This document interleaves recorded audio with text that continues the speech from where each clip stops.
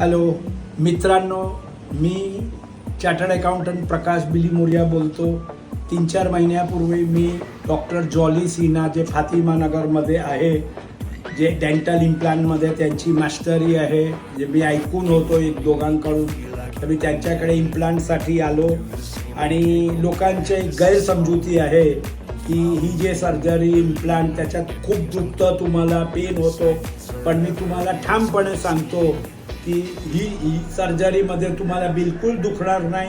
किंवा doctor jolly आहे ते काय जादूगर असेल का काय, मला तर अजिबात एवढ्या याच्यात मी ऑलमोस्ट 15-16 दाताचं काम करून घेतलं त्यांच्याकडे आणि साधारण 15 ते 20 सिटिंग्स झाल्या त्यांच्याबरोबर।